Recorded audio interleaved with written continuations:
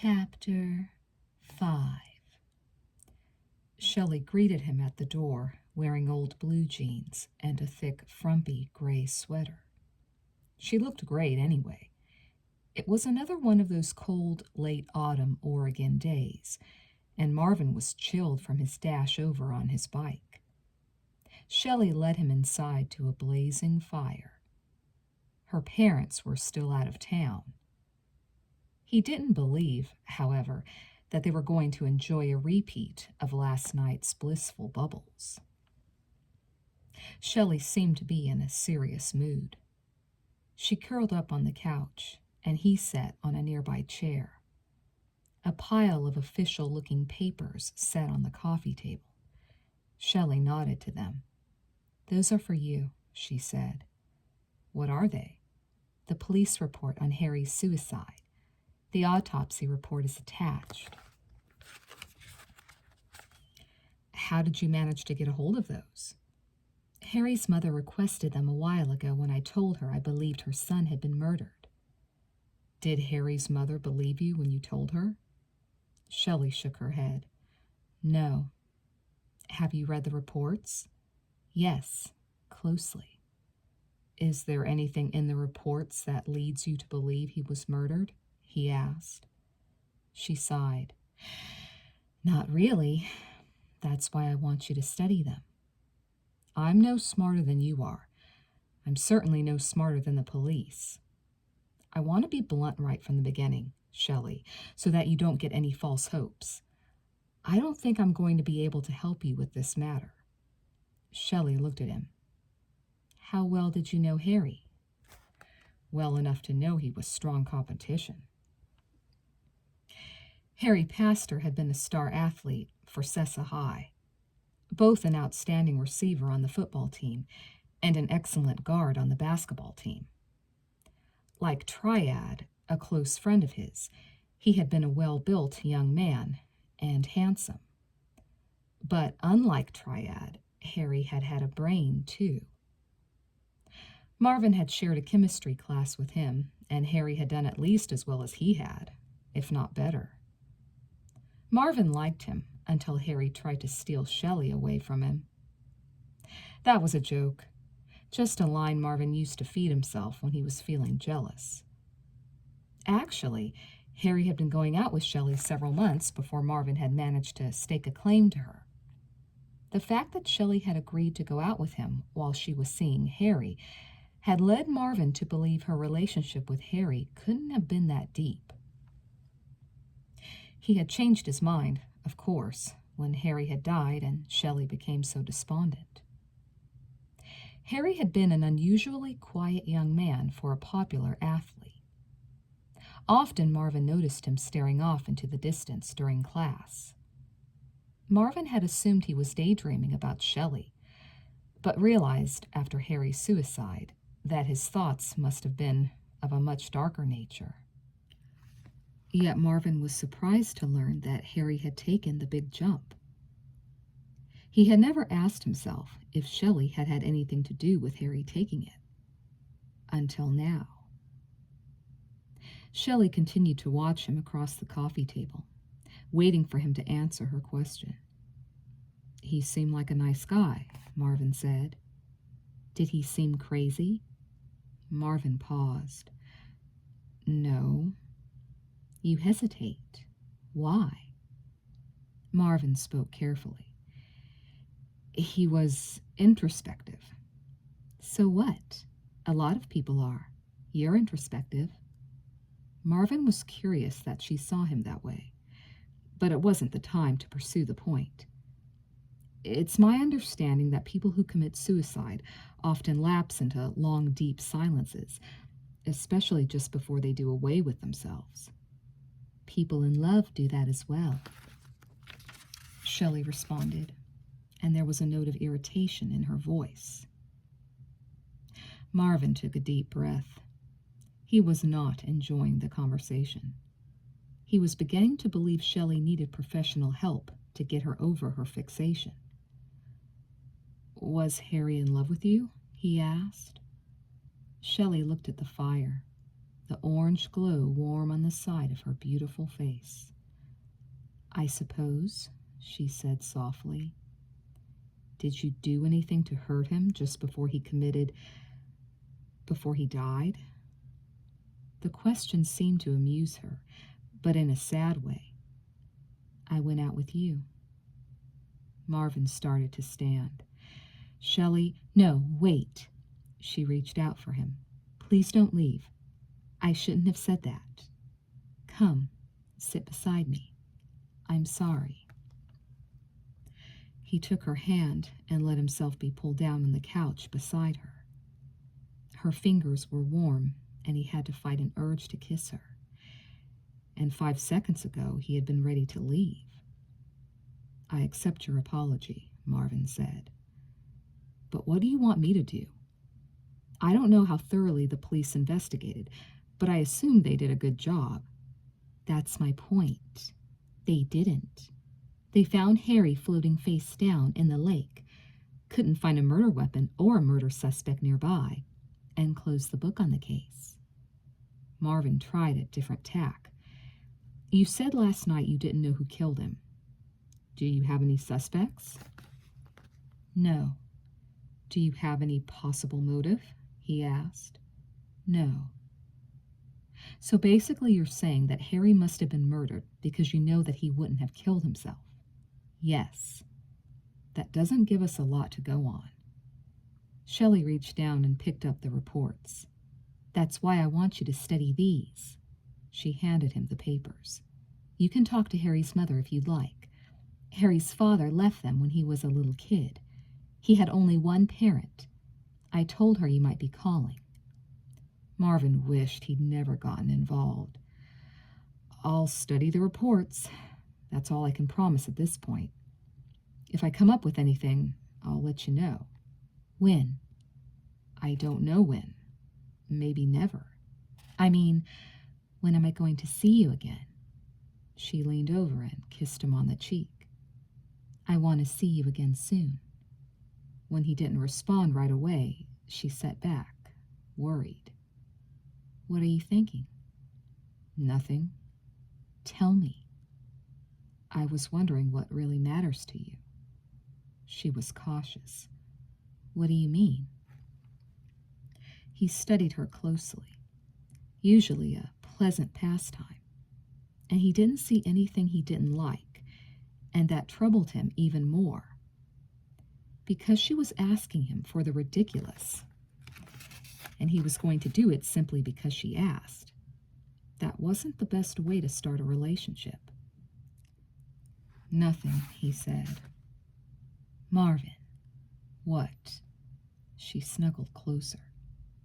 "I really care about you, and I know that what I'm asking is a little weird. It's just that I can't ask anybody else for help. No one who's got your brains. Do you understand?" "I suppose," he said. "You didn't answer my question. When can we go out again?" He shrugged. "I'm not that busy. Whenever you want." "How about Monday night?" "How about tonight?" he asked. "No good. I'm busy." "Monday would be fine." "Want to go to Pella again?" she asked. He smiled. Maybe he was overreacting to her interest in Harry. He should just enjoy himself.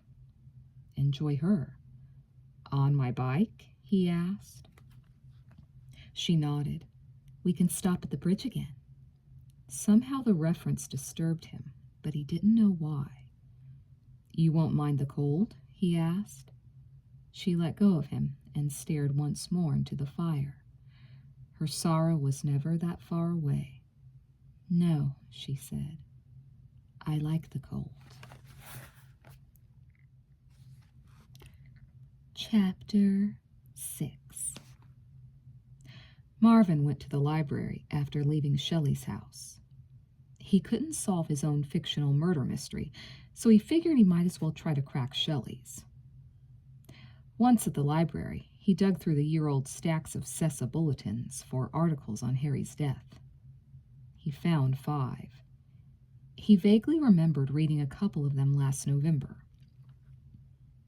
For some reason, even though Harry's suicide had been the talk at school for several weeks, he had avoided involving himself in the subject. 2 of the articles were accompanied by the same picture of Harry. Nice haircut, sad expression, the kind of photo that would haunt a mother after her boy was gone. Had he felt grief at Harry's death? Yes, he could remember being upset when he heard the news, yet his thoughts had quickly turned to how the suicide would affect Shelley. Now, at least, he knew the answer to that. Marvin collected his papers, along with the reports Shelley had given him, and made himself comfortable in the reading section of the library.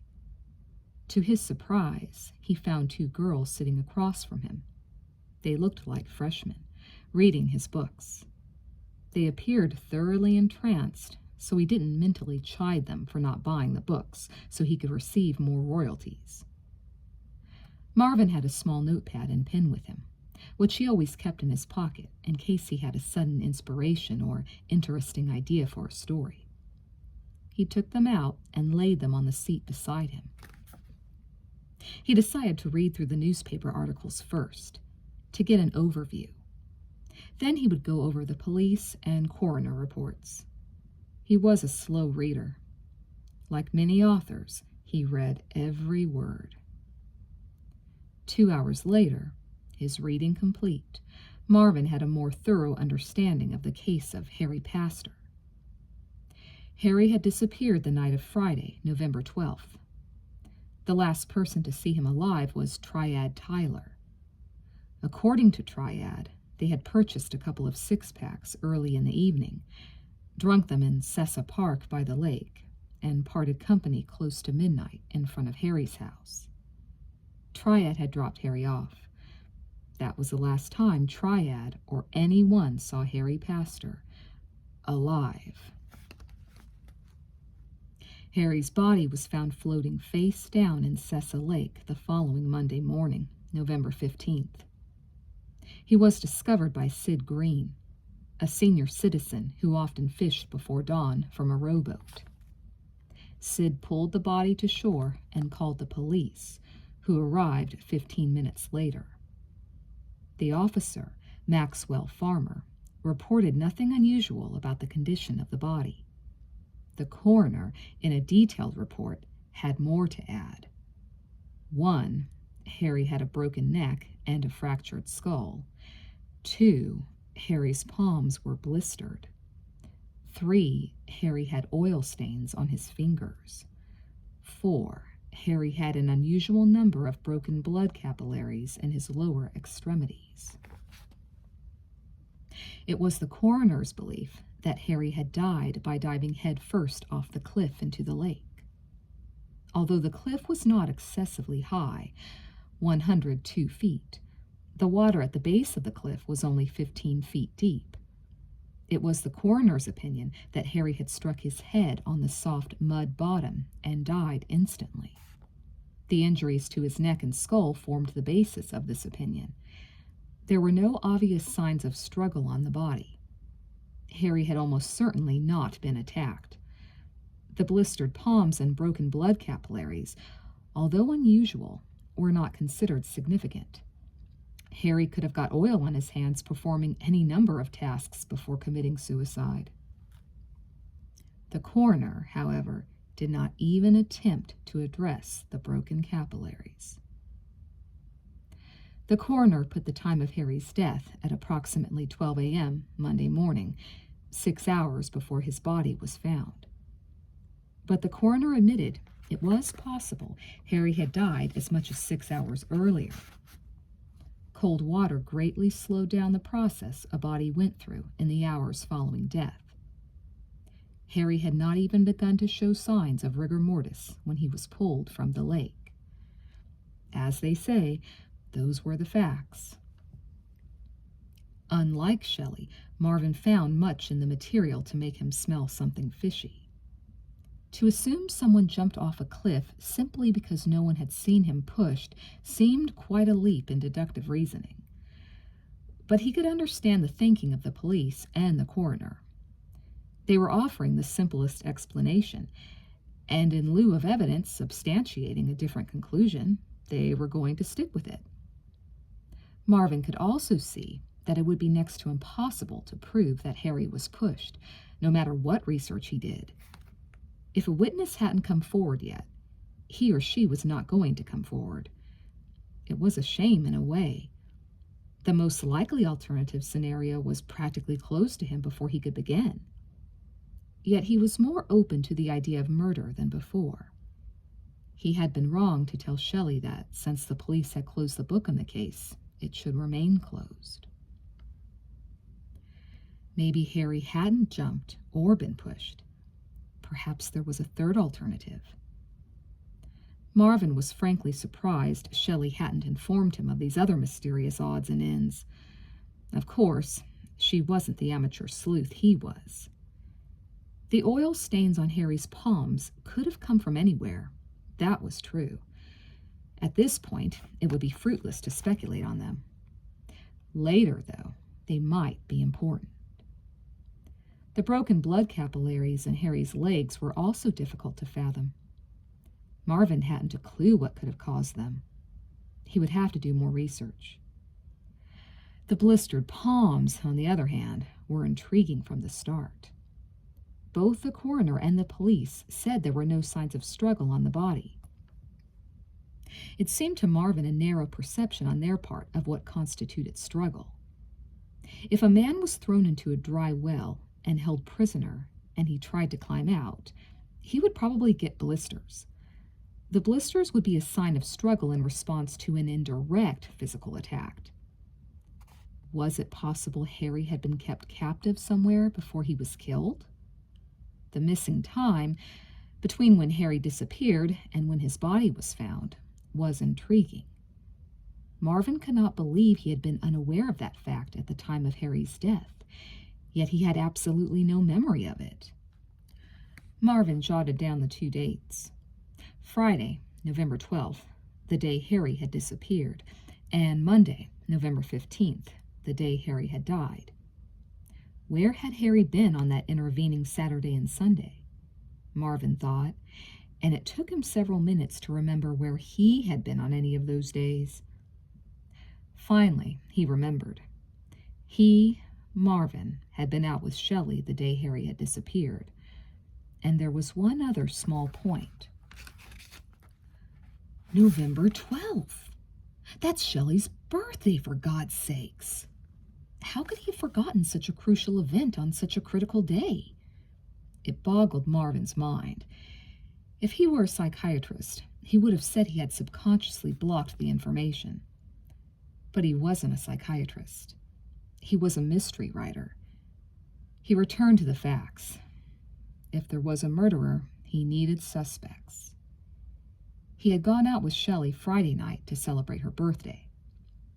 Curiously enough, they had done almost exactly what they had done the day before.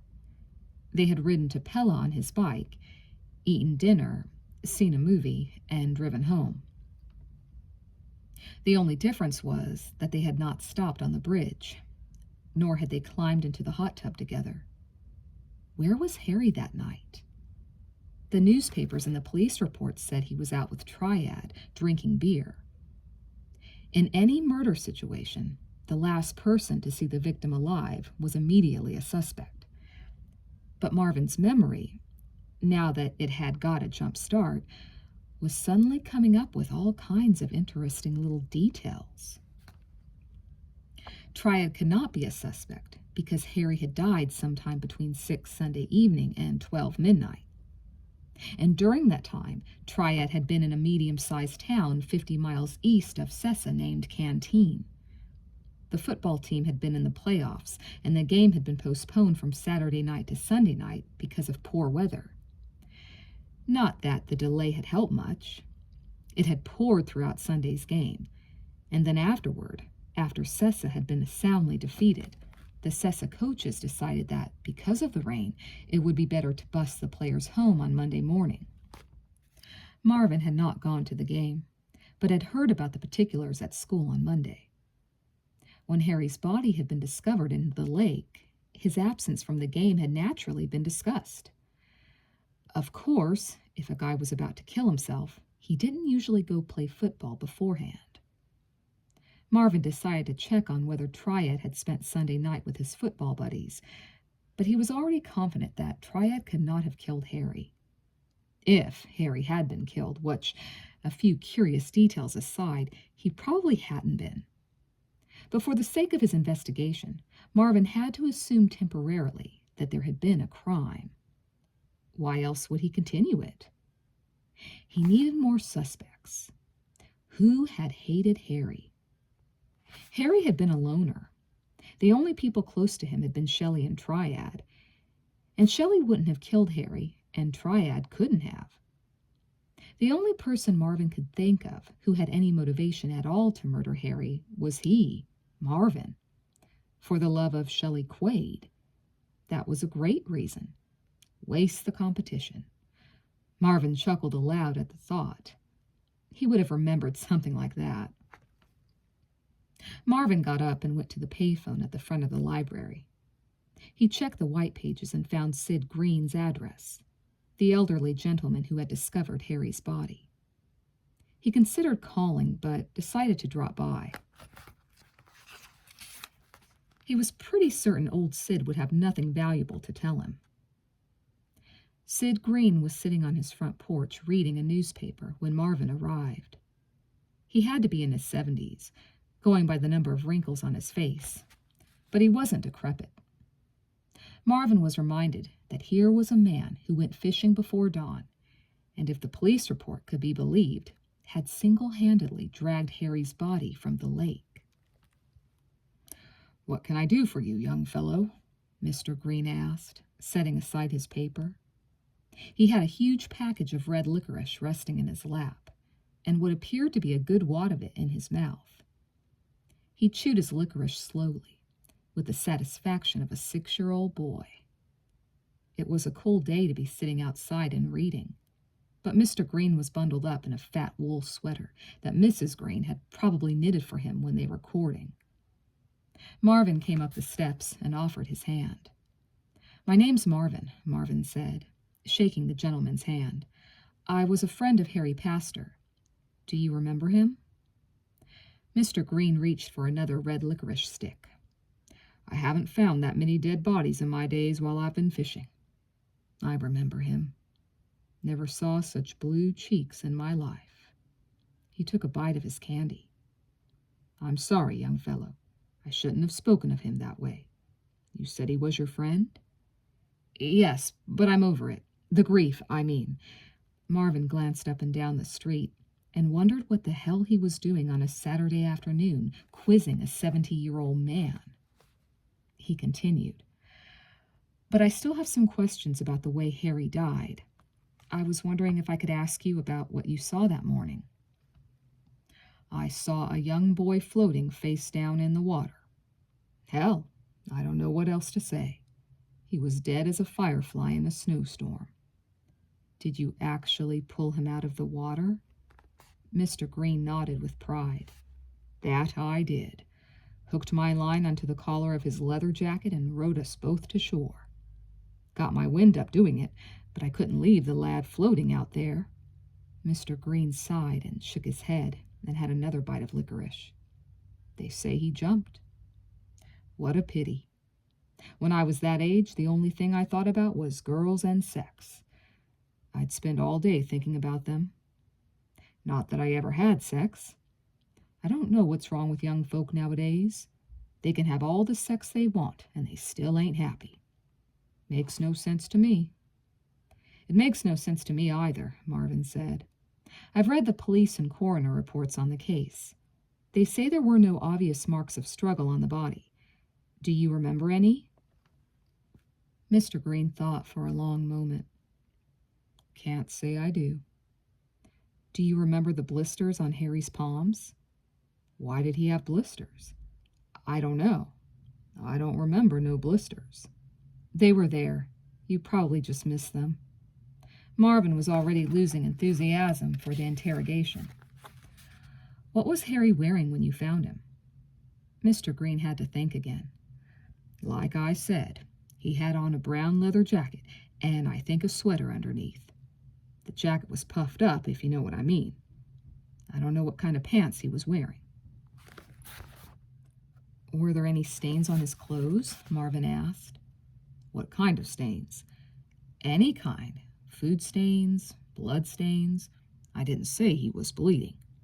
I understand that. I was just asking about the condition of his clothes. Look, I should leave you in peace. I'll go. If you can think of anything, you can call me at... There were some marks on his jacket, Mr. Green interrupted. Marvin paused. What kind of marks? Mr. Green gestured to his armpits. They were like burns on the leather. The leather had been burned? No, not actually burned. It was more like the leather had been rubbed raw. By what? Marvin asked. I don't know. Could you give me more details about the marks? Did they wrap around the chest under the armpits? Yes. How thick were they? Narrow. Narrow? Marvin repeated. Yeah. Were the marks on the back of his jacket as well? I think so. You're not sure? No. Maybe. Yeah, I think there were marks there as well. Marvin considered.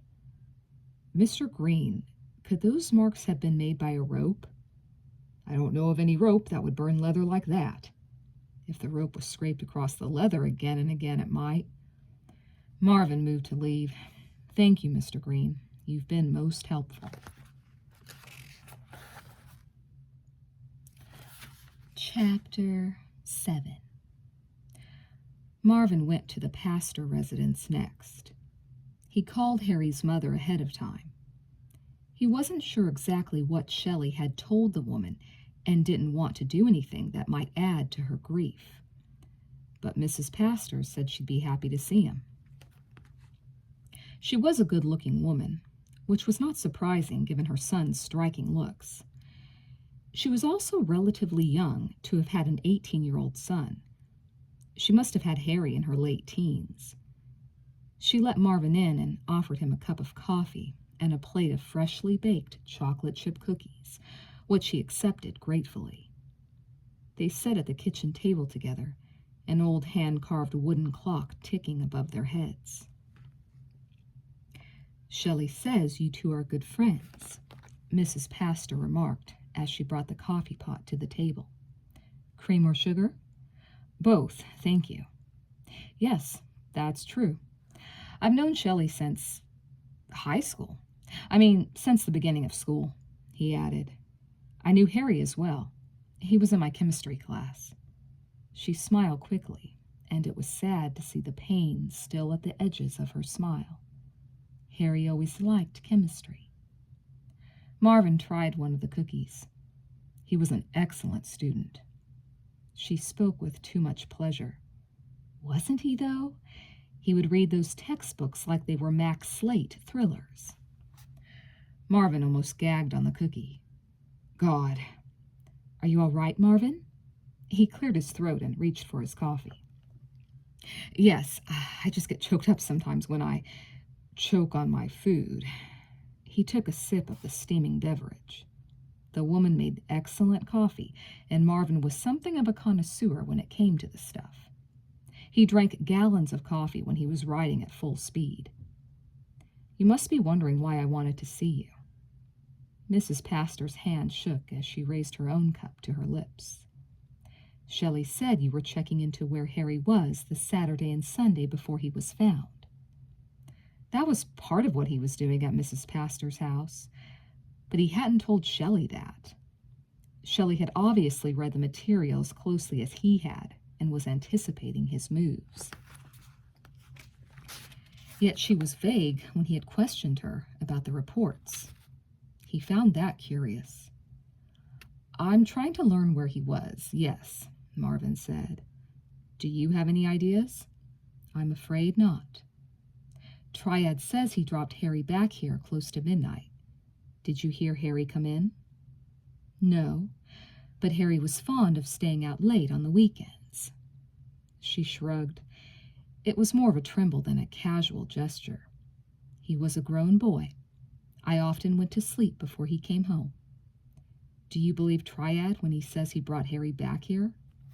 Mrs. Pastor blinked. Of course. Those two were the best of friends. They'd known each other since they were toddlers. Triad wouldn't have lied about something like that.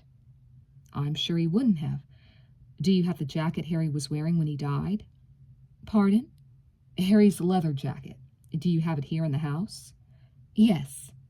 Could I see it, please? Marvin asked. Mrs. Pastor stood uneasily. I think it's in the garage. Could you give me a minute? Sure. Harry drank his coffee and ate his cookies while Mrs. Pastor was gone. He felt guilty for even being in the house. He believed it was because he was in love with the girlfriend of the woman's dead son.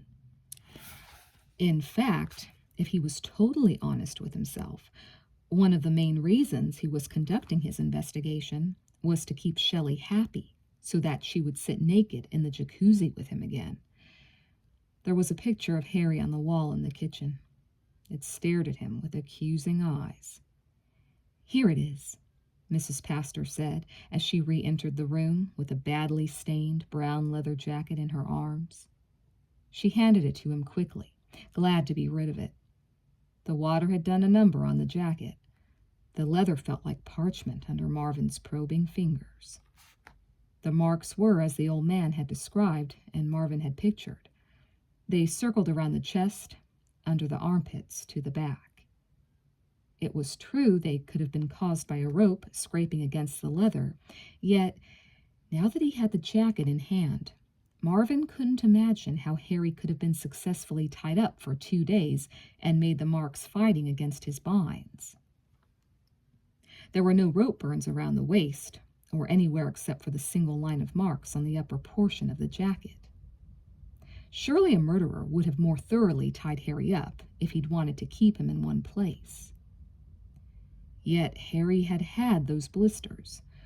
Rope could give a guy blisters. Did he have a sweater on under this when he was found? Marvin asked. Yes, Mrs. Pastor said. Why do you ask? The jacket would have been enough to keep him warm during the daytime, but at night he'd have needed a sweater to be comfortable. What he was also thinking was that the coroner had made no mention of rope burns on Harry's skin, which could have been the case even if Harry had been tied up for a couple of days, as long as he'd been wearing enough layers under the jacket to protect his skin from the rope. Marvin added, What was Harry wearing when he went out with Triad Friday night? I don't know. I didn't see him go out. I'd gone to dinner with a friend. But Harry often wore this jacket. It was his favorite. Did it have these marks on it before he died? Marvin asked. No. Did the police or the coroner say anything to you about how they might have been caused? Marvin asked. No. Did you ask them? Yes. They said they weren't important. Mrs. Pastor paused. Do you think they're important?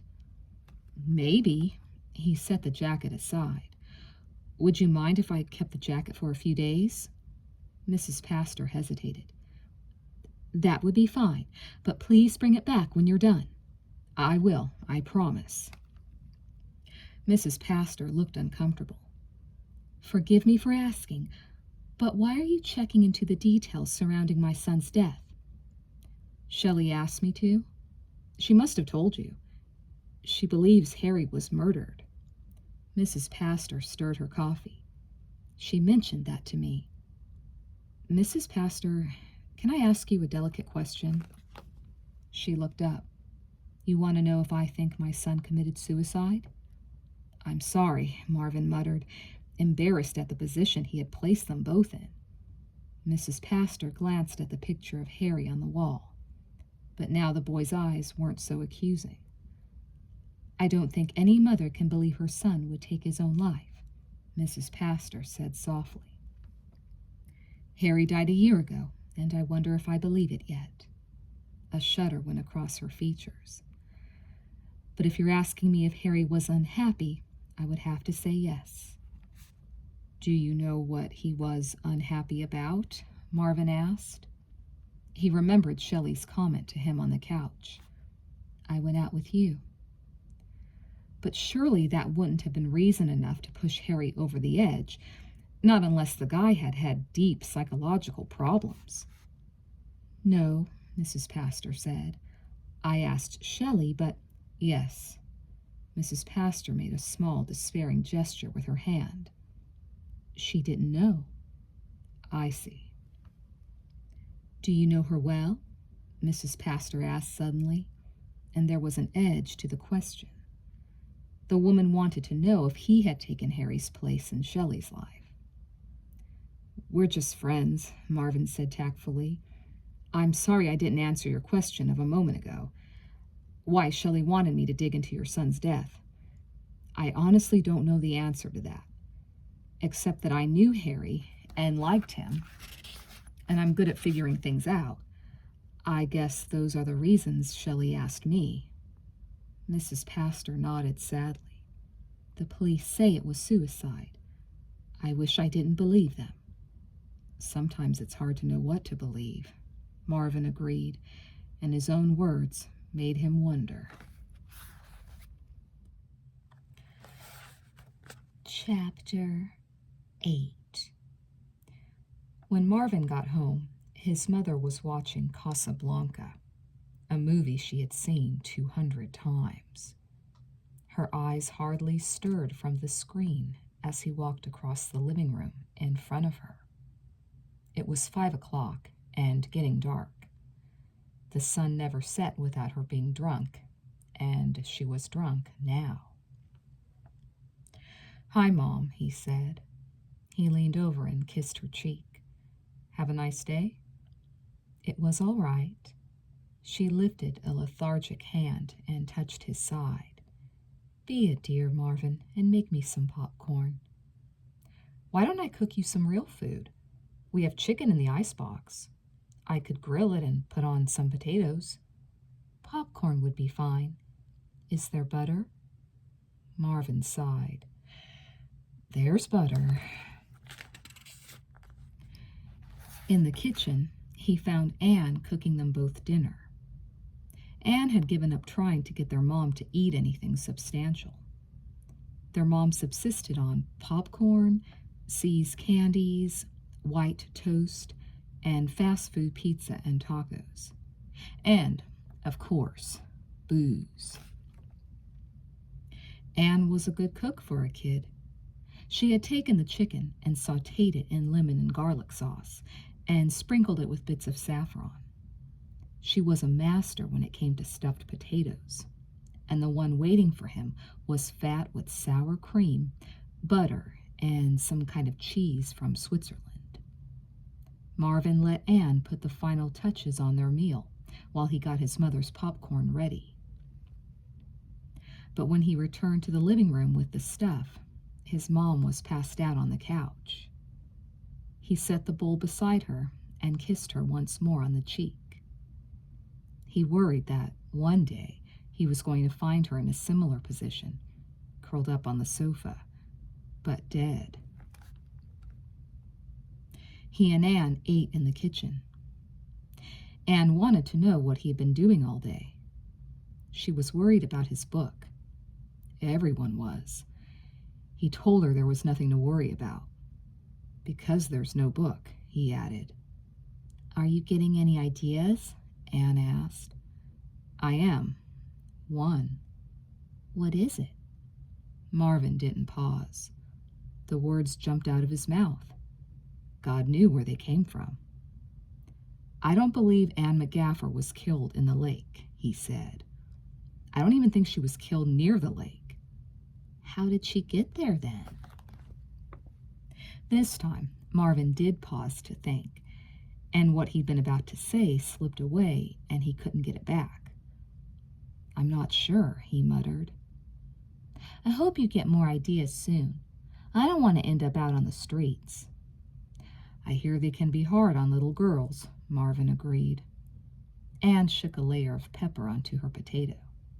Did you see Shelley today? Yes. What did you do? Marvin shrugged. Nothing. Did you kiss her? That's none of your business. Anne nodded. You kissed her. Actually, I didn't. We mainly talked about Harry Pastor. Shelley thinks he was murdered. She wants me to find the guy and bring him to justice. Are you kidding me? I'm very serious, Marvin said. Anne's reaction surprised him. She looked scared. I bet she wants something else. Remember what the letter said? She doesn't love you like you think she does. Marvin was annoyed. How the hell would a complete stranger know how Shelley feels about me? Anne shook her head. You never know. They finished their dinner, and Anne stayed in the kitchen to do the dishes and clean up. Marvin went up to his room to write a complete novel in a few hours. Staring at the blank screen didn't do anything to soothe his nerves. Finally, he picked up the phone and called Shelley. She had said Sunday night was no good, but he hadn't asked about tonight. He was missing her in a bad way. He couldn't understand the hold she had over him, but he understood that nobody in love ever did. She answered promptly. She sounded out of breath. Hello? Hi, this is Marvin. How are you doing? Good, she said. Did you find out anything? A few things. I'd like to talk to you about them. Can I come over? When? Tonight sometime? I told you, tonight's no good. He paused. Why not? I'm busy. He felt a stab of rejection and was mad at himself. He was acting as if he owned the girl just because she had sat naked in a jacuzzi with him. All right, I guess I'll have to wait until Monday night. We're still going out, aren't we? Sure, she said, but tell me what you found out. Nothing definite, but I am now open to the possibility that Harry was murdered. She didn't seem surprised. You just keep working on it. I know you're the one who will clear Harry's name. Maybe. He strained his ears. He thought he heard water running in the background. I'm looking forward to Monday night. A note of flirting entered her voice. So am I. I think it will be divine. Abruptly, her tone changed to brisk and businesslike. I've got to go now. Bye, Shelley. Marvin set down the phone. She was unpredictable, that girl was. He wondered if she was going out on a date then, and with whom. Marvin lay down on his bed. He'd take a nap, and when he woke up, he'd start writing. He decided it didn't matter which direction he went in. He'd just follow his instincts. He was asleep in a minute. He was dreaming in 2.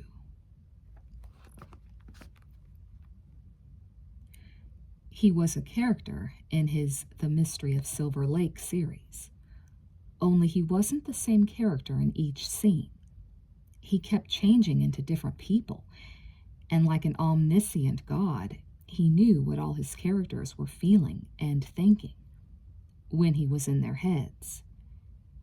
In the beginning, he was Anne McGaffer, sweet Anne, who loved the unfaithful and volatile Clyde Fountain, and who was also fond of the dear and sympathetic Mike Madison, a spiritual brother. Marvin followed Anne as she went to school during the first days of the story. He had to follow her because he was inside her body. She was so beautiful. Everywhere she went, heads turned. But not all the people behind these heads were happy to see her. Many were jealous, and Anne felt the hate flowing from their sidelong glances. The price of popularity, and no one was more popular than Anne, except she didn't know how much she had going for her. She was so unhappy. She meets Clyde at lunch and asks where he was the previous night. She had called so many times. He just gets angry and won't say. How can he? Marvin shifts to inside Clyde's head and sees that Clyde had been with Jessica Moss the previous night. Jessica, Anne's best friend, the only person in the whole world she trusts completely. Clyde had not only been with Jessica, he had been making passionate love to her on the hood of her green Alfa Romeo. Clyde and Anne have a short but intense fight, and Anne stalks off. Marvin was now back in her brain. She runs into the sweet and smiling Mike Madison. Mike listens patiently while Anne explains how hard it is being with Clyde. Then Mike takes her back to his place and somehow manages to get her clothes off. They make love in front of his fireplace. The sex is great for both of them, but afterward, Mike feels guilty because Anne is involved with another guy, and Anne feels guilty because to do so is her natural state. Yet it's possible Mike's guilt is only an act. Marvin can't exactly get into his head, which is strange because Mike is the most like him. Mike and Anne agree they must never have sex again, at least not in the immediate future. But they do it again 10 minutes after making this vow, and it's better than the first time. Meanwhile, Marvin experiences a leap in consciousness and finds Clyde out drinking with his best friend, Terry Rogers. Clyde is telling Terry what a bitch Anne had become, and Terry encourages Clyde to dump Anne while the dumping is good. But Marvin can see that Terry is only telling Clyde this because he wants Anne for himself. In Silver Lake, everyone is screwing everyone else. But time goes on. Days and pages pass. Marvin feels the tension building in everyone. Clyde hates Anne, but still lusts after her. Mike loves Anne and hates Clyde.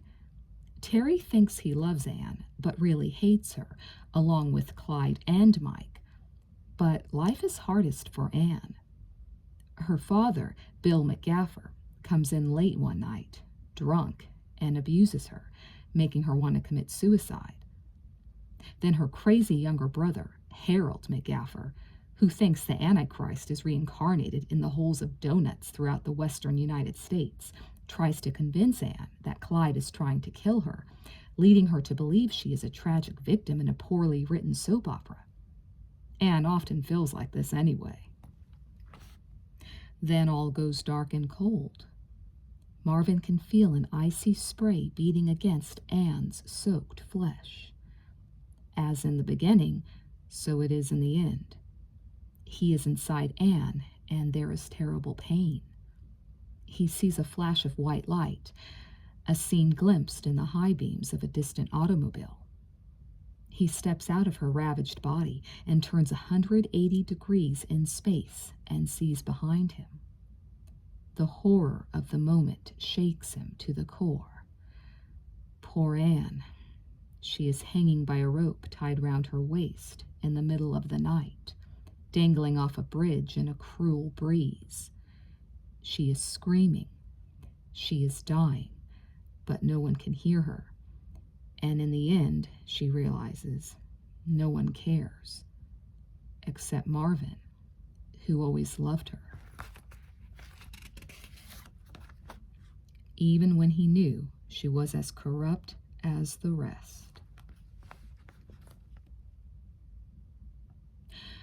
Marvin woke to a small hand shaking him. "What?" he asked, bolting upright with a start, his heart pounding. Anne was sitting on the bed beside him, her face twisted with anxiety. "Marvin?" she croaked. "What is it?" he demanded, coming fully alert. There was some noise coming from downstairs, but he wasn't sure what it was. Anne wept. "Daddy's here. He's breaking things." Marvin leapt off his bed and ran downstairs, Anne following. For such a menacing bully, his father was not a big man, only 5'8" and not more than 140 pounds.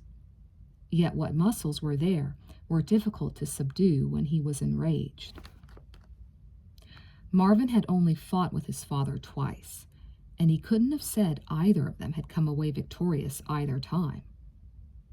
His mom was standing in front of the TV screaming at his dad. She may have been protecting the picture tube.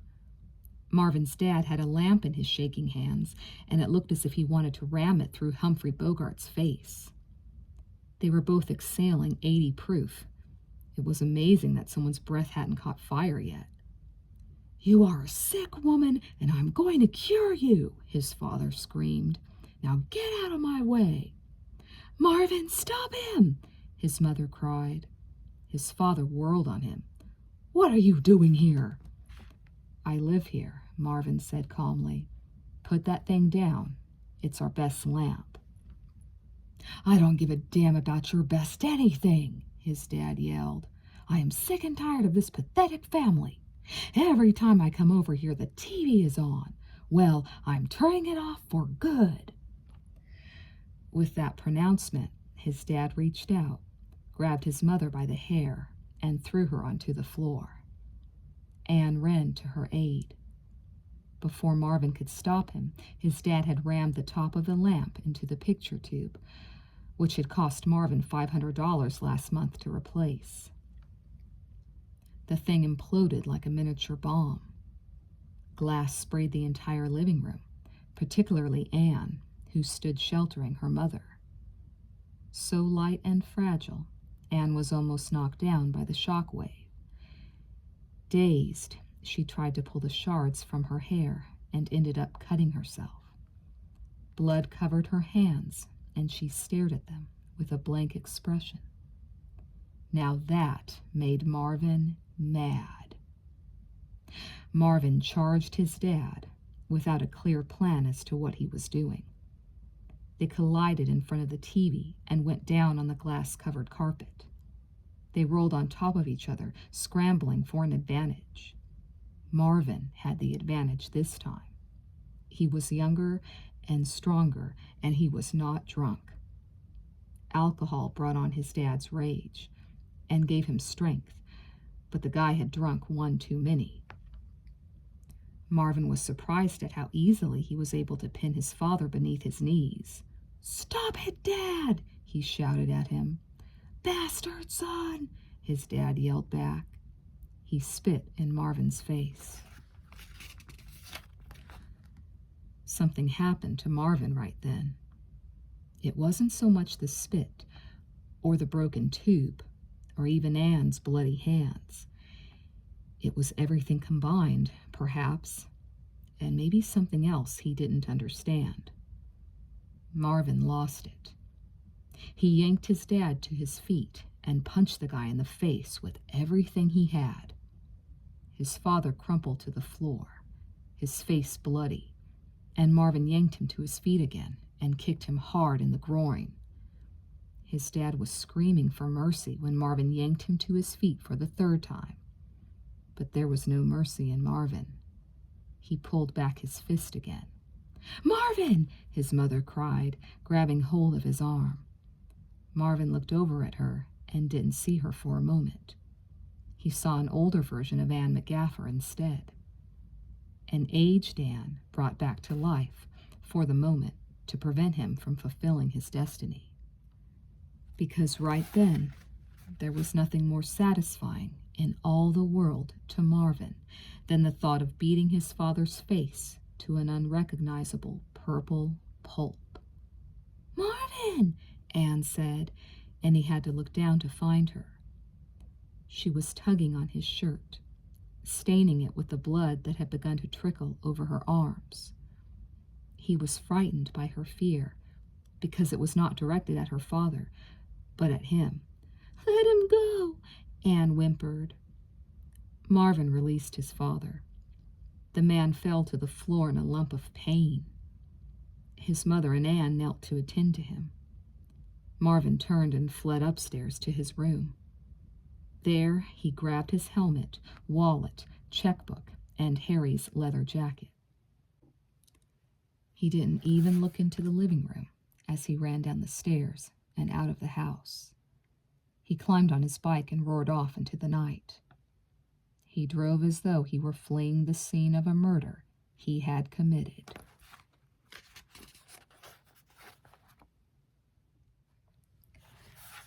Chapter 9. The night air was a healing balm for Marvin's anger. After racing for half an hour on the open road, he began to come to his senses. He cut his speed from 90 miles an hour to 50. He had to look around to figure out where he was. He had left town on Highway 16, he recalled.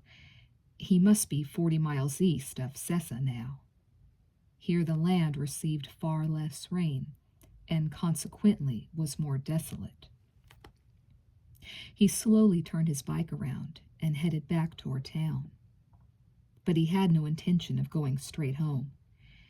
He was frightened, but not of his dad. He wondered if his mother and sister hadn't been there, would he have killed his father? His hand still ached from the punch he had thrown. It was possible he had broken a finger or two. That would sure speed up the typing of his manuscript. Yet he was not ready to accept the blame for what had happened. His dad belonged in a zoo.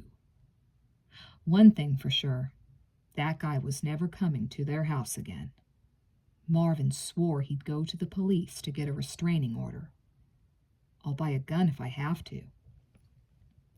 A silly thought. What would he do with a gun? Marvin entered Sessa 45 minutes later. Highway 16 ran right in front of the post office, and on impulse, Marvin swung into the lot and parked his bike.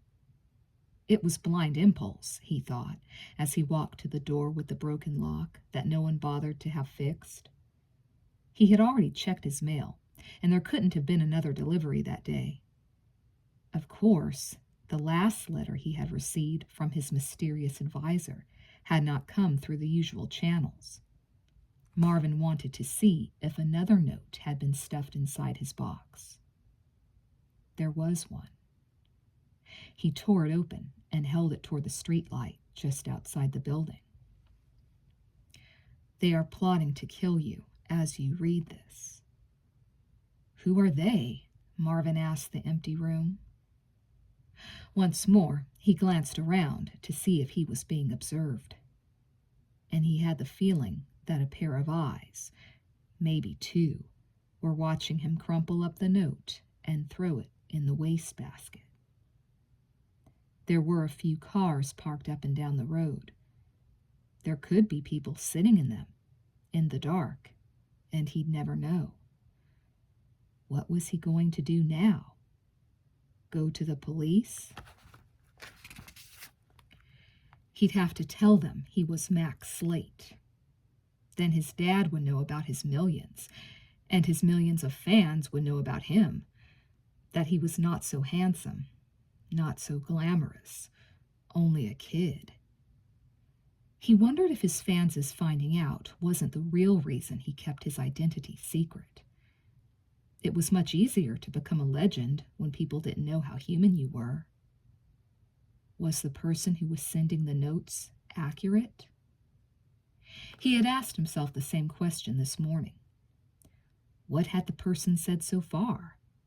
He knew who he was. Shelley did not love him as he thought. And somebody, they, were plotting to kill him. Obviously, the person was right on the first point. He couldn't be stuffing Max Slate's box every few hours unless he knew that much. What about the second note? Shelley had smoothly put him off about tonight. Was it because she was interested in someone else? Triad, for example? Could she have just jumped into the jacuzzi with good old Marvin because she wanted him chasing after Harry's ghost when he should be getting ready to defend himself? That was absurd. Shelley wasn't plotting to kill him. Nobody wanted him dead, with the possible exception of his dad. Still, it wouldn't hurt to swing by her place, just for a quick look. Marvin got on his bike and drove toward Shelley's house.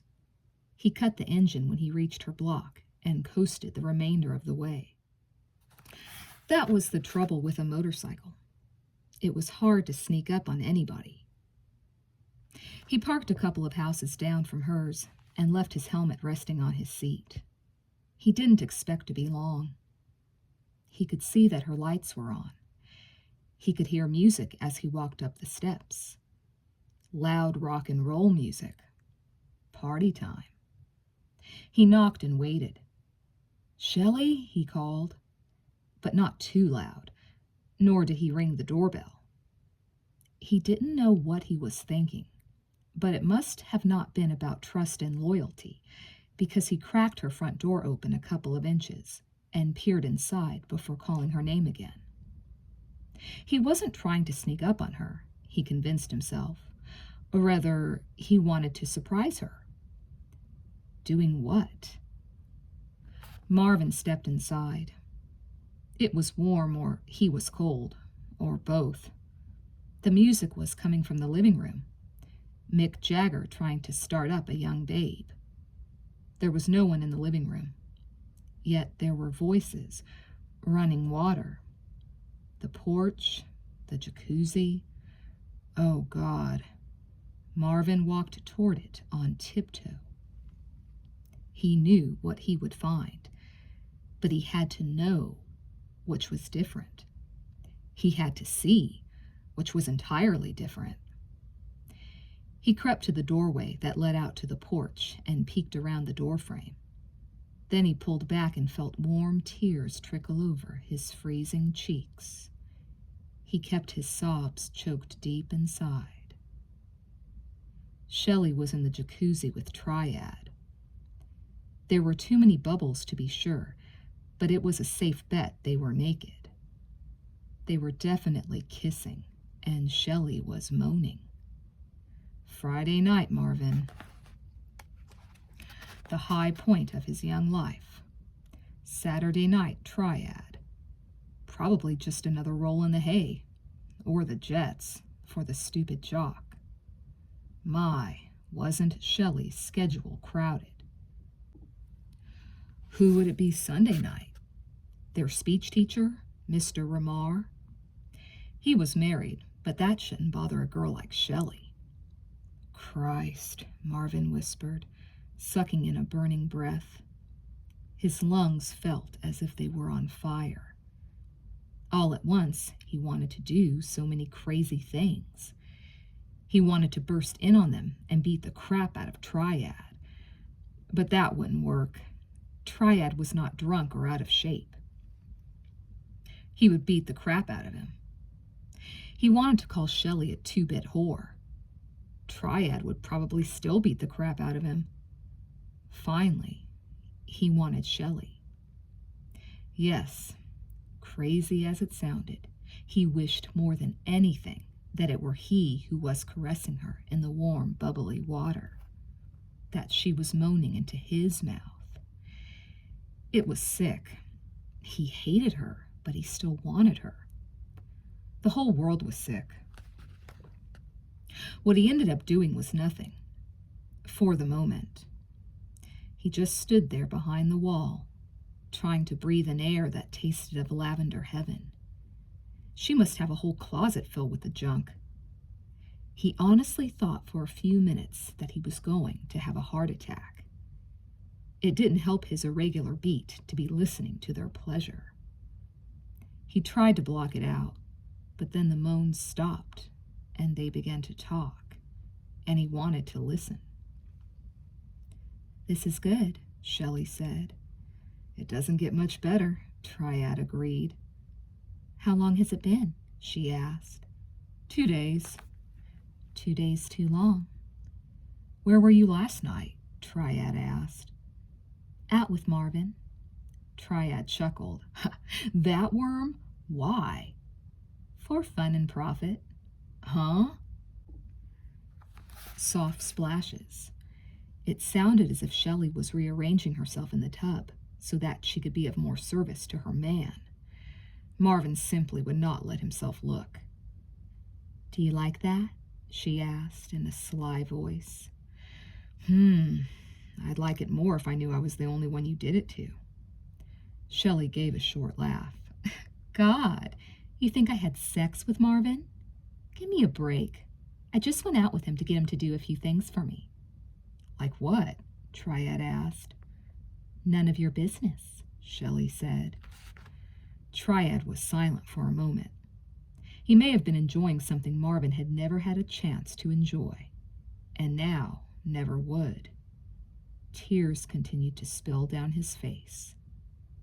The worst thing was that he knew even as he shed them that they were only the beginning. He was never going to forget this night. He was never going to forgive her.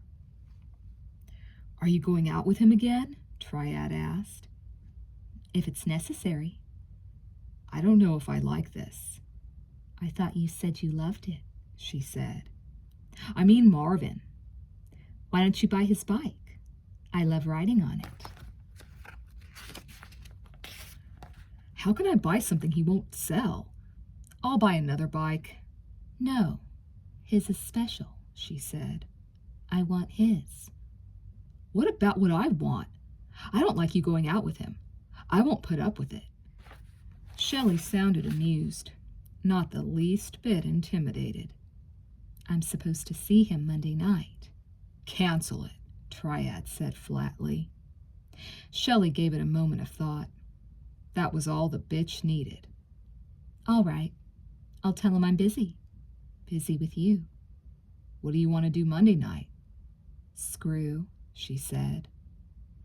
Marvin left the house. When he was outside, standing beside his bike, he thought he was going to throw up. He bowed his head and gagged, but nothing came out. His pain was not just emotional, it was physical. There was a cramp in his chest. It was as if his blood had suddenly clotted into a dozen black globs and plugged up his healthy pink arteries. He simply could not catch his breath, and his tears would not stop. His girl, his Shelley, screwing that poor excuse of a piece of meat. He just couldn't bear the thought of what he had just heard, and it was all he could think about. God had messed up bad when he had designed the human mind. He had forgotten to install an off switch. Marvin wished he could just turn off his brain and pretend the last 10 minutes hadn't happened. But it was happening even as he stood out in the cold by himself. The world was so unfair. He was a good person. He worked hard. He took care of his mother and his sister. He didn't ask for much in return. He just wanted a girl to love him. And here he had to fall for the worst kind of slut. And he was still in love with her. That was why it hurt so much. Marvin picked up his helmet and climbed on his bike. He couldn't go home.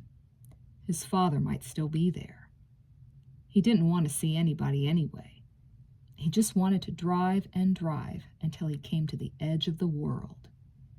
He started the engine on his bike.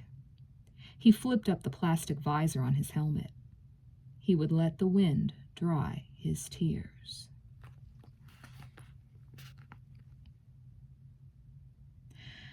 A half-hour later found him sitting on the bridge that stretched across the Pella River, in the exact spot where he had sat with Shelley. He knew it was the same spot because he remembered the piece of rope he'd plopped down onto that night. That night. God, it was only yesterday. A lot could change in 24 hours. The sun could blow up and burn all the planets in the solar system to ash in 24 hours. He wished the sun would give it serious consideration when it came up the next day. He was on the bridge for understanding, for revenge. He believed he could have one if he could find the other. Marvin picked up the ragged piece of rope and wondered why it was that he had spent half the day chasing a length of rope and its effect on a certain leather jacket while investigating Harry's death, and also why it was that Shelley had carefully maneuvered him to a place where he would sit on just such a piece of rope. Marvin did not believe in coincidences, even when he was plotting his books. That was one of the reasons he couldn't choose just anybody to be Anne's murderer. because he would have to invent one or two coincidences to substantiate their actions, which he hated to do. He was sure Shelley hated coincidences as much, since she was such a fan of his work. There was no question in his mind that she had wanted to impress upon him the relationship between what was right in front of him and what was missing. The weathered piece of rope he had in his hand was tied to the edge of the bridge, and it could have lain out in the cold and wet for a whole year. It had oil stains deeply embedded in its fibers. Oil like that on Harry's blistered hands. Maybe Harry had been hanging on to a rope, this rope, before he died. Hanging on for life, or just hanging until he died? That was an interesting difference, Marvin thought. He didn't know what the hell Shelley was up to. Did she know how Harry had died? Had she killed him? Did she know who had killed him? Did she want him to know? Or had Harry really committed suicide, and was she trying to drive him to do the same? She was doing a hell of a job at the latter, Marvin thought. The idea of jumping into the icy torrent and washing away into oblivion had never seemed so appealing. But Harry had probably not jumped, at least not off the cliff into Lake Sessa. Marvin believed he had established that much. There were two old tricks in mystery writing. Lead the reader to believe that the crime had occurred in a place other than where it had really happened, and lead the reader into a false sense of when the crime had occurred. If he concentrated on the first point and moved Harry's death from the lake to the bridge, it gave a whole new slant to the matter. Marvin felt justified in doing this. After all, once Harry was dead, it would have been no problem for his body to wash down the river and into the lake. But Marvin was still confused. He knew he had to back up and figure out a scenario that could explain everything he had discovered. The idea that Harry had somehow been hanging from the bridge appeared to be the key, but the bridge was only the beginning. Marvin mentally reviewed the physical evidence. Point 1, the blisters on Harry's palms. They fit in perfectly with the hanging scenario. Harry could have got them trying to pull himself back up onto the bridge. Point 2, the ruptured blood capillaries in Harry's legs. Again, they fit in with the hanging idea. The blood would have pooled into Harry's lower extremities. Had he hung long enough before falling into the water, quite a number of small vessels, so Marvin imagined, would have burst. Point 3, the burn marks on Harry's jacket. This was a more complicated piece of evidence than it first appeared. Obviously, it strongly supported the idea that Harry had dangled beside the bridge for a considerable length of time before dropping into the water. But what about the placement of the marks? Clearly, Harry had not tied a rope around his neck and jumped, as he would have done if he were searching for a quick exit from this life. Harry had hung by a rope wrapped around his chest. It was almost as if his arms had been trapped, made useless by the rope around him. Point 4, Harry's broken neck and fractured skull. They did not fit in as easily with the hanging concept, yet they did not invalidate it either. Once Harry fell into the raging river, presumably dead or near death, it would have been surprising if he hadn't crashed into a number of boulders and broken something. Point 5, the oil on Harry's fingers. The rope had oil on it, so it stood to reason that Harry's hands could have got some of it on them. But why was there oil on the rope? Marvin believed that he had hit upon the most important question of them all. He could feel it in his gut. The bridge had spots of oil on it. That was true. Every road did. but most did not have puddles of oil on them. Yet this particular bridge just happened to have a large round oil stain in the center of it. Marvin glanced over his shoulder. By sheer coincidence, which he still did not believe in, the stain happened to be right behind where he was sitting. Directly out from where the remainder of the rope was tied under the bridge, as if there had once been a puddle there that had been absorbed into the wood. Now, what was the point of a puddle of oil on an open bridge? Answer: none. What was the use of a length of rope on a bridge? Answer: none. Unless you wanted to make someone on a motorcycle go down. Marvin was now sure he had it all figured out. At least he had a scenario that fit the facts. Harry Pastor had learned the infamous Marvin Summer was going out with the pure and virginal Shelley Quaid Friday night, November 12th. He had also learned where they were going. Upset about the matter, possibly drunk as well, he had decided to rig a little surprise for the two lovebirds to run into on their way home. A rope stretched across a bridge at waist level in front of a motorcycle doing in excess of 60 miles an hour would play havoc with the driver of the bike, not to mention any passenger on the back. Why would Harry pour out the oil when he had the rope to do the trick? The reason was clever. The police would find the oil when they found the bodies. They would not find the rope. It would be removed. The oil would be identified as the reason for their spill. Hit a slick at high speed and went down, the police report would say. It happened all the time on roads across the country. Yet a portion of the rope was still attached to the bridge. Marvin held it in his hand. Plus, Harry was dead. Shelley and he were alive. That could only mean something had gone wrong for Harry. Marvin believed he knew what it was. To carry out his plan, Harry would have had to wait over the side of the bridge for them to come by. He couldn't have simply rigged the rope and left. The reason being that anyone who came by before them would take the rope on the chin, and if it was a car, it would just snap it. No, Harry could only raise the rope as they were approaching. No doubt he would have been able to identify them from far off, flying over the hills like maniacs.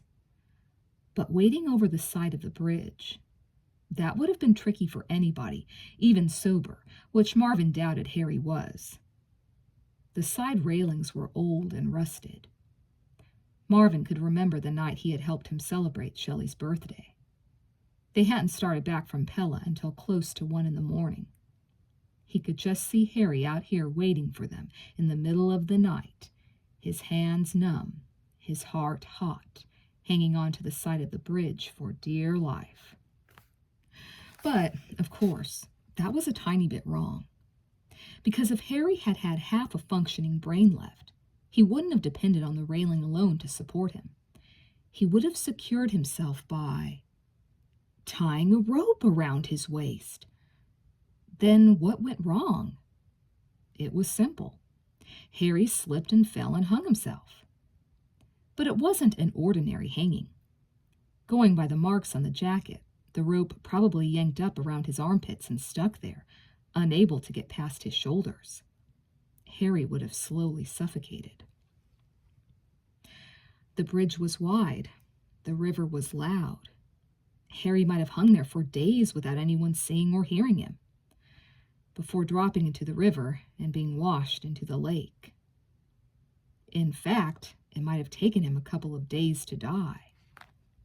That would explain why the coroner set the time of Harry's death at early Monday morning.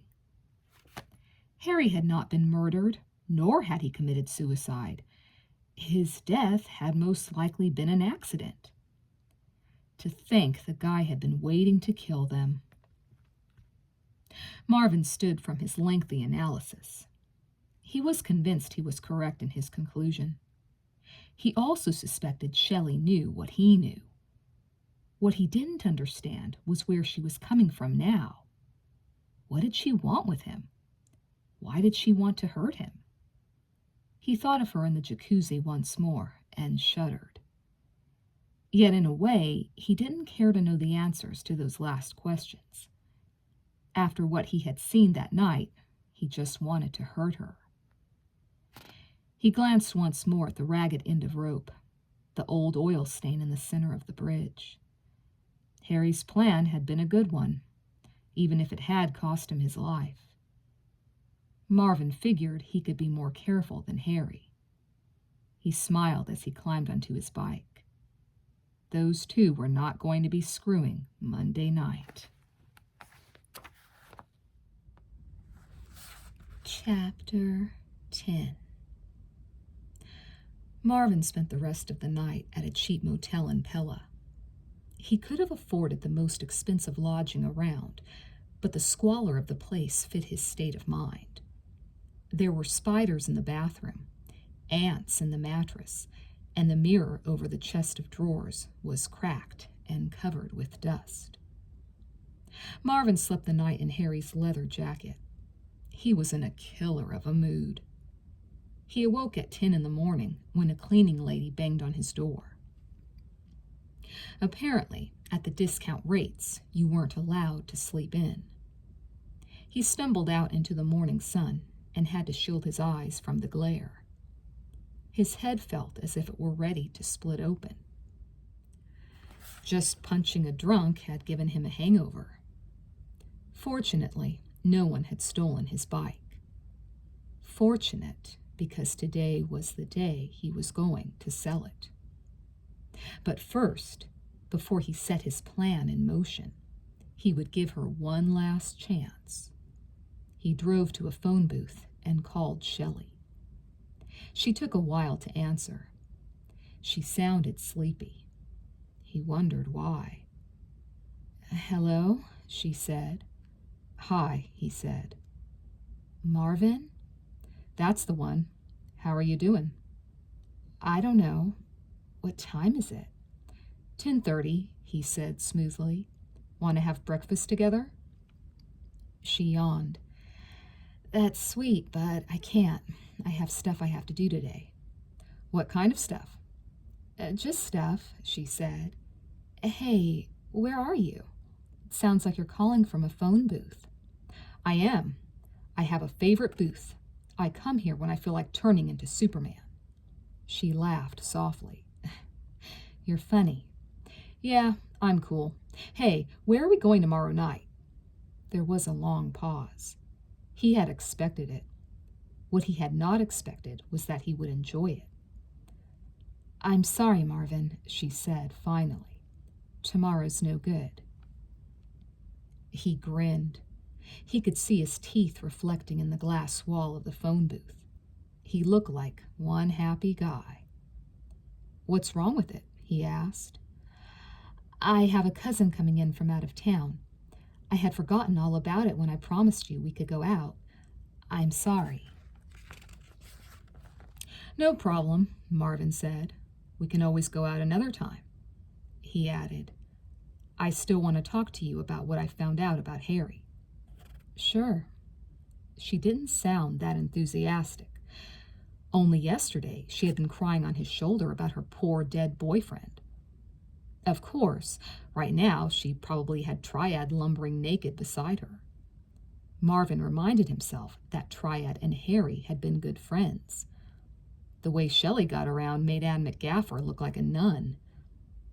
It was funny, though, how similar they were, in different ways. He hadn't really thought about it before.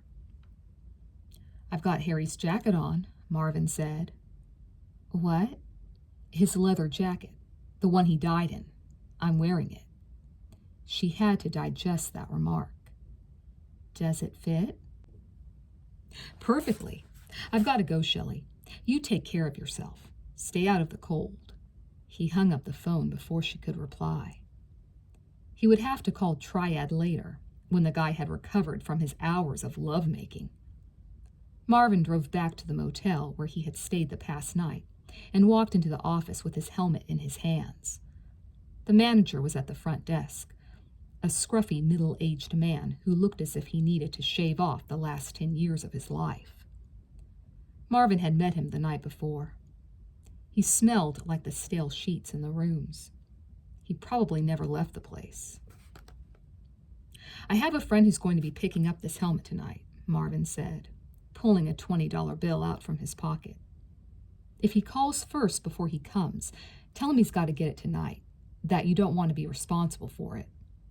Marvin handed the old guy the money. "Would that be all right?" The man stared at the bill. "You're going to give me $20 to watch a helmet for one day?" "I promised my friend I would get it to him, but I'm leaving town. His name's Triad. He looks like a jock," Marvin added. "He's a real nice guy." The deal was agreeable to the man. Next, Marvin drove to a GM dealer in the heart of Pella. There was a gorgeous red Corvette in the showroom window. Marvin strolled in and asked the salesman how much it cost. "Now hold on there, son," the guy said. His name was Ed, according to his tag. He was from Texas, Oklahoma, maybe. A big man with a loud mouth and a strangling handshake. "This is one fancy automobile for a boy like you to be thinking of owning." "I can afford it," Marvin said. Ed chuckled. "How do you know you can afford it if you don't know how much it costs?" Marvin pulled his checkbook from his back pocket and tore out a check. "I'd be happy to let you see how much I have in my account. We can go to a cash machine, and I'll get a printout of my balance." He handed the check to the man. "When you see, you'll know I don't care what the car costs. But I will want it today, delivered to a specific location in Sessa at 4 in the evening. I'll want the car left locked, but with the keys tucked inside the muffler." Ed left with Marvin to check at a cash machine on Marvin's balance. When they returned, Ed was sufficiently humbled to give Marvin a test drive and the long version of the story of his life, which Ed thought would make a great book, but which Marvin knew wouldn't sell to a paper shredder. The Corvette Marvin had purchased was a special edition and cost $72,000. Marvin drew Ed a map showing where he wanted the car deposited. Ed wanted to know if Marvin had a rich daddy. Marvin gave him a cool smile. Marvin drove to the mall in Pella next. The place would have opened at noon. He was feeling in a reckless mood.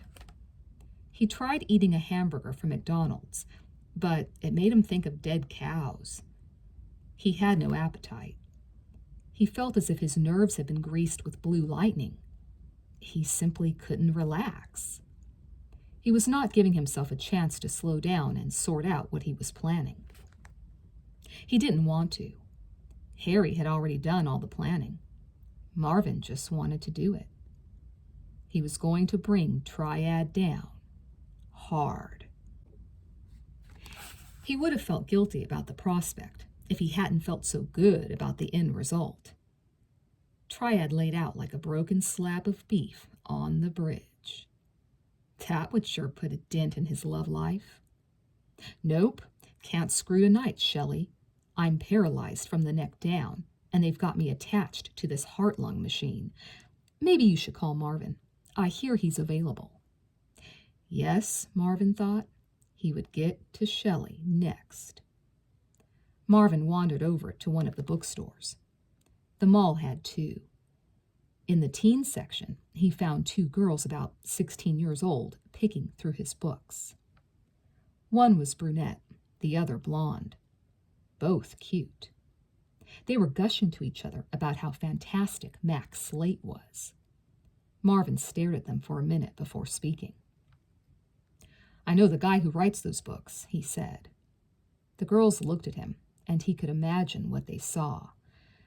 A smelly downbeat in a ruined leather coat with wild eyes. Yet they were curious. "How do you know him?" the brunette asked. "I used to live near him," Marvin said. The blonde's eyes widened. "What's he like?" Marvin shrugged. "He's a great guy, but he's not a snob. He never acts like he's better than anybody else." How old is he? The brunette asked. Is he married? The blonde asked. He's not that old, Marvin said.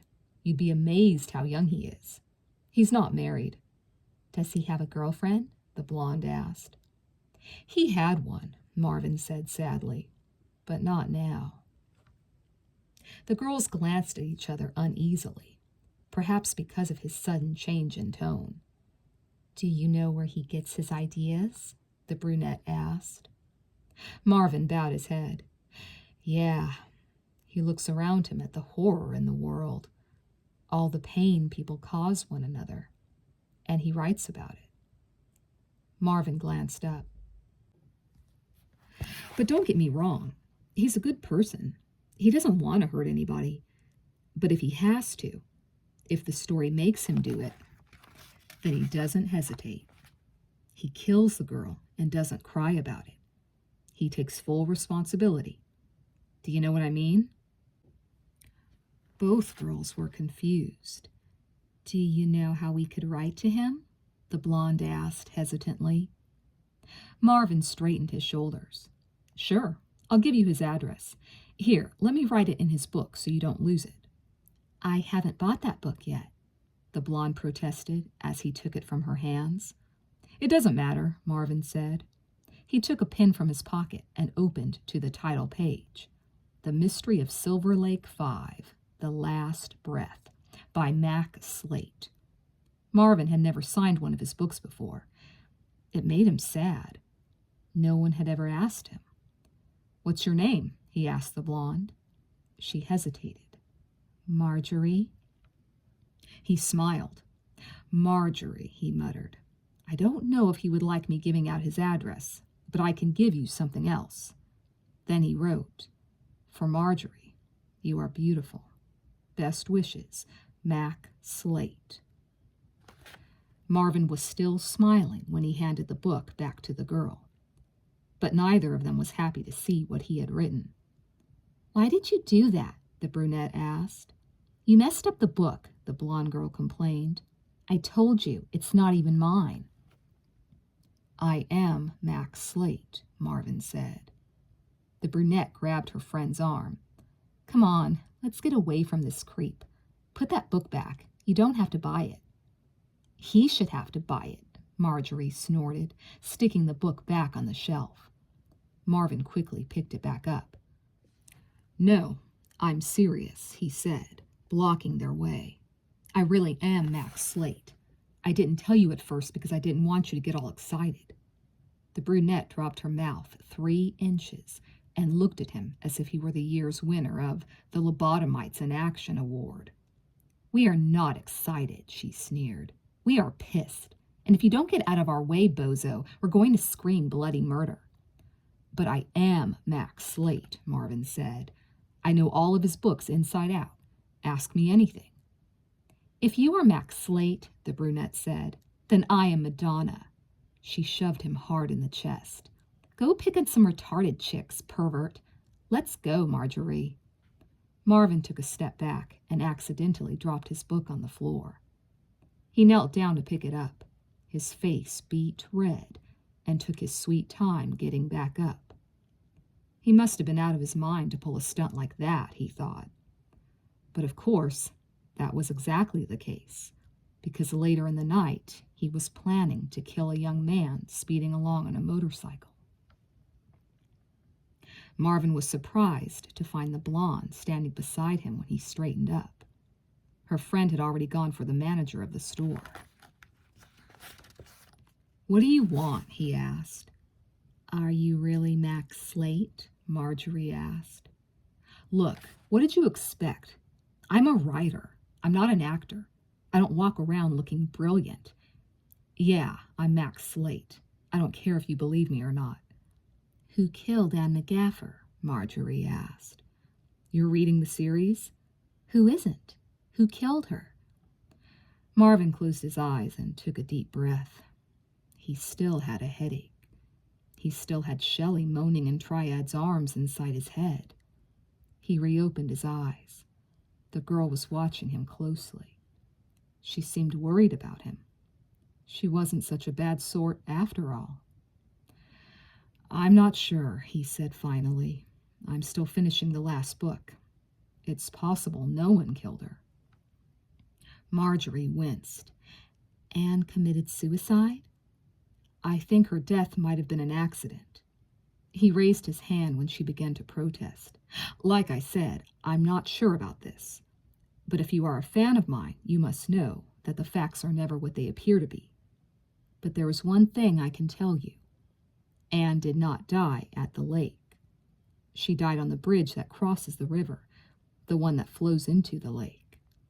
A spark of wonder ignited deep in the depths of Marjorie's eyes. The spark of belief. She nodded. I guess we'll see, won't we? She stuck out her hand. Can I have my book back, Mr. Slate? He gave it to her. Thank you, he muttered. She hugged the book to her chest and smiled. Thank you for writing such great books. You're the best. Marvin nodded grimly. That's what they tell me. It was only as he walked back to his motorcycle that he understood what he had told Marjorie. The mystery of Silver Lake was the mystery of his hometown. But he had already solved that mystery, he thought. He could start writing the last book as soon as he killed Triad. Chapter 11. Hello, Triad. This is Marvin. How are you doing? That's great. Yeah, I bet. I was up late myself. We'll be old before we know it. Hey, I've got good news for you. I'm selling my bike. Do you want to buy it? Of course I'm going to rip you off. We'll work something out. Why don't I come over in an hour? That's good. Great. See ya. Marvin set the phone down. They would see who the worm was. Marvin had called from a phone booth outside of Sears.